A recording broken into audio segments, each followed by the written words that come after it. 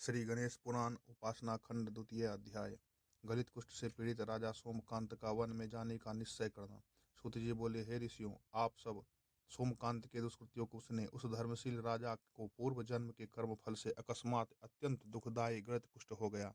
मनुष्य के द्वारा किया गया शुभ कर्म या अशुभ कर्म ही उसका कभी पीछा नहीं छोड़ता। जिस जिस अवस्था में जैसा जैसा कर्म किया गया होता है, उस अवस्था में प्राणी को उसका फल भोगना पड़ता है। यह ध्रुव सत्य है। अनेक घावों से युक्त इधर उधर बहते हुए रक्त वाले मवाद और खून से लथपथ राजा सोमकांत कीड़ों द्वारा काट कर विह्वल कर दिए जाते थे। उस समय वे दुख रूप सागर में उसी प्रकार निमग्न होते थे जैसे समुद्र में बिना नौका के मनुष्य। उस समय उन्हें ऐसी पीड़ा होती थी जैसे कि सर्प के डसने से होती है। उन राजा का शरीर क्षय रोग से ग्रस्त रोगी के भांति हड्डियों का ढांचा मात्र रह गया था। सभी इंद्रियों को ये रोग युक्त हो जाने से वे चिंता से व्याकुल हो उठे। तदंतर उन राजा सोमकांत ने प्रयत्नपूर्वक मन को स्थिर करके मंत्रियों से कहा। राजा ने कहा, मेरे राज्य और रूप को धिक्कार है, मेरे बल जीवन और धन को धिक्कार है। न जाने मेरे किस कर्म का बीज इस कष्ट के रूप में उपस्थित हुआ है। जिस शरीर की कांति से मैंने चंद्रमा को जीतकर सोमकांत कहलाया, जिसके द्वारा मैंने साधुओं, ब्राह्मणों और सभी आश्रम के लोगों को अत्यंत दान दिया और उनका पुत्रवत पालन किया, जिसके द्वारा मैंने अपने वानों से भयंकर रूप वाले शत्रुओं को जीत लिया, जिसके द्वारा मैंने संपूर्ण पृथ्वी को अपने वश में किया, सम्यक रूप से देवाधिदेव परमात्मा शिव का आराधना किया, जो दुष्टों के संग से रहित और चित्त का निग्रह करने वाला था। पूर्व काल में मैंने अपने जिस शरीर के द्वारा रुचिकर सुगंधियों को विशेष रूप से सेवन किया था, वही आज सड़े हुए मांस की गंध वाला हो गया है। अतः मेरा जीवन निरर्थक है, इसलिए मैं आप सबकी अनुमति लेकर वन में जाऊंगा। मेरे बुद्धि पराक्रम संपन्न पुत्र हेमकंठ को आप सब राज संचालन हेतु अभिषिक्त करें और अपने पराक्रम से उसकी रक्षा करे। हे महामंत्रियों, अब मैं लोक में अपना मुख किसी को नहीं दिखलाऊंगा। ना मुझे अब राज्य से कोई प्रयोजन है, ना स्त्री से, ना जीवन से, ना धन से। अब मैं वन में जाकर अपना हित साधन करूंगा। सूत जी बोले, हे श्रेष्ठ द्विजगण, ऐसा कहकर मवाद रक्त और पसीने से लथपथ वे राजा सोमकांत आंधी के झोंके से उखड़े हुए वृक्ष के भांति पृथ्वी पर गिर पड़े। मंत्रियों और स्त्रियों के द्वारा वहां पर महान कोलाहल हो गया।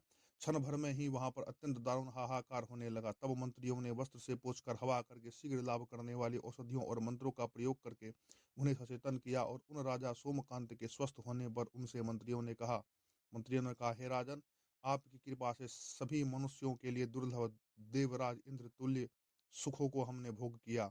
अब आपके बिना हम कैसे रह सकते हैं? आपको दुख में कैसे छोड़ सकते हैं? आपका पुत्र बलवान है, शत्रुओं का नाश करने वाला है और राजकोष भी धन से भरा हुआ है, अतः वह अकेले राज्य कर सकता है। हम लोग सारे सुखों का त्याग करके आपके साथ ही वन में चलते हैं। सूत जी बोले, ऐसा कहकर राजा सोमकांत की तरफ देखने लगे। इसके बाद राजा सोमकांत की पत्नी सुधर्मा ने कहा, मैं ही अकेले राजा की सेवा के लिए इनके साथ वन में जाऊंगी और आप लोग मेरे पुत्र के साथ राज्य का भली भांति रक्षण करें। पूर्व काल में किया गया पाप या पुण्य कर्म का फल दुख या सुख के रूप में इस प्राणी को स्वयं ही भोगना पड़ता है, दूसरा कोई नहीं भोग सकता। जिस जिस प्रकार कर्म फल को भोगना निश्चित है, उसे वैसे ही और स्वयं को ही भोगना पड़ता है। मैंने भी इनके साथ अनेक प्रकार के सुखों का भोग और राज्य किया। मुनियों का कथन है कि नारी को ही लोक और परलोक दोनों में पति का अनुगमन करना चाहिए। तब विनीत और शोक संतप्त पुत्र हेमकंठ ने राजा सोमकांत से यह कहा। हेमकंठ बोला, हे राजन, आपके बिना मुझे राज्य, पत्नी, धन, संचार, प्राणों से कोई प्रयोजन नहीं है। हे धर्मपालक, जैसे तेल के बिना दीपक और बिना प्राणों के शरीर व्यर्थ है, वैसे ही राजन आपके बिना राज्य भी व्यर्थ है। सूत जी बोले, मंत्री और रानी सुधर्मा और पुत्र हेमकंठ के अमृत के वचन को सुनकर प्रसन्न मन से सोमकांत पुत्र इस प्रकार धर्मानुकूल बात कही। राजा बोला, पिता के वचनों का पालन करने में नित्यरत रहने वाला, मरणोपरांत श्रद्धा पूर्वक श्राद्ध करने वाला और गया में पिंडदान करने वाला पुत्र ही पुत्र कहा जाता है।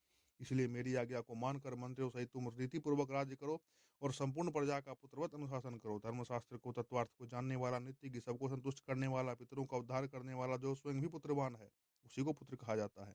हे उत्तम व्रतों को पालन करने वाले पुत्र, गलित कुष्ठ वाला मैं अत्यंत निंदित हूँ, अतः पत्नी सुधर्मा के साथ मैं वन को जाऊंगा, इसका तुम समर्थन करो। इस प्रकार श्री गणेश पुराण के अंतर्गत उपासना खंड में सोमकांत कुष्ठ प्राप्ति वर्णन नामक दूसरा अध्याय पूर्ण हुआ।